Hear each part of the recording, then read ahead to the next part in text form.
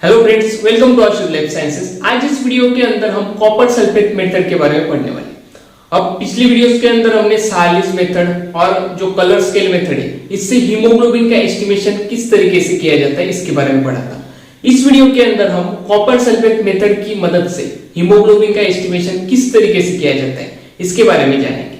हम पूरा एक्सप्लेन करेंगे, उसकी प्रोसीजर और रिजल्ट किस तरीके से हम डिटेक्ट कर सकते हैं इसके बारे में पढ़ेंगे। आप देखिए, सबसे पहले आप देखिए कॉपर सल्फेट मेथड। अब कॉपर सल्फेट मेथड को एक दूसरा नाम है, उसे हम कहते हैं specific gravity method. Specific gravity method.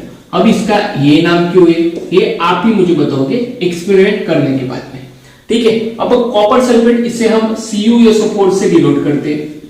और इस मेथड की एक खास बात है कि देखिए एक क्वालिटेटिव मेथड है। This is qualitative method. अब क्वालिटेटिव और क्वांटिटेटिव क्या होता है? अब ये जो पर्टिकुलर मेथड है क्वालिटेटिव मेथड है। अब क्वालिटेटिव मेथड का मतलब क्या है कि जो हीमोग्लोबिन होता है, पर्टिकुलरली हीमोग्लोबिन इसके अंदर जो होता है उसकी क्वालिटी ही हम चेक कर सकते हैं। कितने अमाउंट में है ये तो नहीं डिटेक्ट कर सकते। अब आपकी जानकारी के लिए मैं बता दूं कि जो 12.5 ग्राम पर डेसीलीटर एक हीमोग्लोबिन की एक नॉर्मल रेंज होती है। आप ये ध्यान में रखिए 12.5 ग्राम पर डेसीलीटर ये हीमोग्लोबिन की एक नॉर्मल रेंज होती है। अब एक्सपेरिमेंट करने के लिए कुछ चीजों की जरूरत होती है। क्या लगेगा हमें लगेगा कॉपर सल्फेट। अब कॉपर सल्फेट के साथ हमें लगेगा डिस्टिल वाटर। अब ये दो चीजें तो लगेंगी आपको। आप देखिए किस तरीके से परफॉर्म करेंगे। देखिए आप एक बीकर लेंगे हम। अब एक पर्टिकुलर बीकर लेंगे। अब बीकर के अंदर क्या डालेंगे हम? CuSO4। अब CuSO4 जो कॉपर सल्फेट है वो आप स्क्रीन पर देख सकते हैं किस तरीके का दिखता है कॉपर सल्फेट। अब आप देखिए CuSO4 कितने अमाउंट में डालना है इसके अंदर। अब हम 100 ml के लिए प्रिपरेशन कर रहे हैं, हम स्टॉक का प्रिपरेशन कर रहे हैं 100 ml के लिए। अब लगभग 100 ml के लिए जो कॉपर सल्फेट होता है वो 15.8 ग्राम इतने अमाउंट में इसमें प्लेस करना होगा। अब अमाउंट आपकी 100 ml, 200 ml, 1000 ml इसके हिसाब से आपका अमाउंट चेंज होगा, लेकिन ये हम 100 ml के लिए बना रहे हैं इसलिए 15.8 ग्राम इसके अंदर कॉपर सल्फेट जाएगा।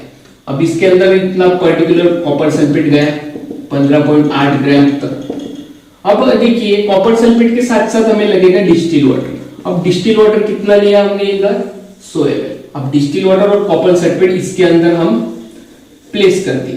अब प्लेस करने के बाद में आप ग्लास रॉड से इसे आप स्टीर कर सकते हैं और वेल मिक्स कर सकते हैं। अब इसके अंदर कॉपर सल्फेट डिसॉल्व हो जाने के बाद में एक पर्टिकुलर एक अच्छी तरीके का स्टॉक बनाने के लिए हम इसे फिल्टर करेंगे। अब फिल्टर करने के बाद भी जो भी पार्टिकल्स कॉपर सल्फेट के डिसॉल्व होना बाकी है वो फिल्टर आउट हो जाएंगे। अब जो फिल्टर आउट हो गया वो पूरा हमारा स्टॉक सॉल्यूशन बन गया। अब क्या करेंगे? आप देखिए एक बीकर है, ये जो बीकर है यहाँ पर ड्रॉ कर दो। अब ये बीकर है, इसके अंदर पूरा कॉपर सल्फेट और डिस्टिल वाटर से बना हुआ 100 ml का एक स्टॉक है। 100 ml का स्टॉक है। अब इसके बाद में क्या करना है? हमें हीमोग्लोबिन का एस्टिमेशन करना है। अब ये जो हीमोग्लोबिन का एस्टिमेशन है इसके अंदर किस तरीके से करेंगे? आप डायरेक्टली इसके अंदर ब्लड का सैंपल भी इंसर्ट कर सकते हैं, या फिर एक मेथड होती है जो कि हमारा जो ब्लड होता है वो स्टेराइल कंडीशन के अंदर हम नीडल से उसके ऊपर ब्लड निकालेंगे।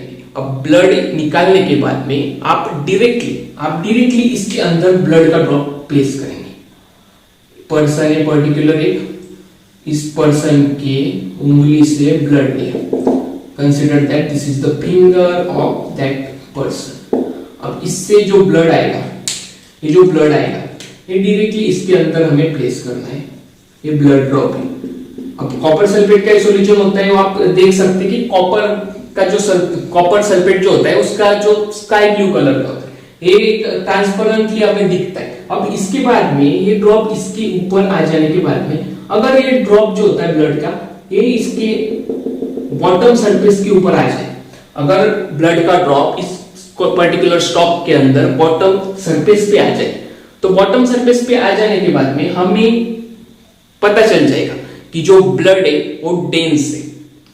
इसका मतलब होता है कि जो पर्टिकुलर लेवल मैंने आपको यहां पर बताई 12.5, अब 12.5 से ज्यादा का हीमोग्लोबिन इसके अंदर प्रेजेंट है, मतलब ये एक नॉर्मल कंडीशन हो जाएगी अगर ब्लड इस सैंपल के अंदर बॉटम सरफेस के ऊपर आ जाएगा। अगर ये जो ब्लड है, ये ब्लड इस सरफेस के ऊपर ही रहा, अगर ये ब्लड इसके अंदर फ्लोट करने लगा यहाँ पर, मतलब इसके अंदर तो इंसर्ट नहीं हुआ, इस पर्टिकुलर सरफेस के ऊपर ही ब्लड फ्लोट करने लगा, तो इसका मतलब है कि 12.5 ग्राम पर डेसीलीटर से भी कम अमाउंट में हीमोग्लोबिन प्रेजेंट है उस पर्टिकुलर पर्सन के ब्लड के अंदर। तो हम इससे पता कर सकते हैं कि इसका एस्टिमेशन किस तरीके से, उस पर्सन के अंदर 12.5 ग्राम पर डेसीलीटर से ज्यादा हीमोग्लोबिन प्रेजेंट है या फिर उससे कम। बस इसके अंदर हम क्वालिटी चेक कर सकते हैं ब्लड की। अब हीमोग्लोबिन की क्वालिटी अच्छी है बुरी है, या आप कंपेयर कर सकते हैं उस पर्टिकुलर चार्ट के अंदर जो हीमोग्लोबिन का एस्टिमेशन करता है। तो मुझे लगता है कि ये मेथड आपको समझ में आ गई होगी। अगर आपने जो दूसरे मेथड से हालिज मेथड या फिर कलर स्केल मेथड इसके वीडियोस नहीं देखे तो आप उसका लिंक डिस्क्रिप्शन बॉक्स में देख सकते हैं। अगर आपको इस वीडियो में कोई डाउट है तो आप कमेंट सेक्शन में पूछ सकते हैं। Thank you very much for your patience listening.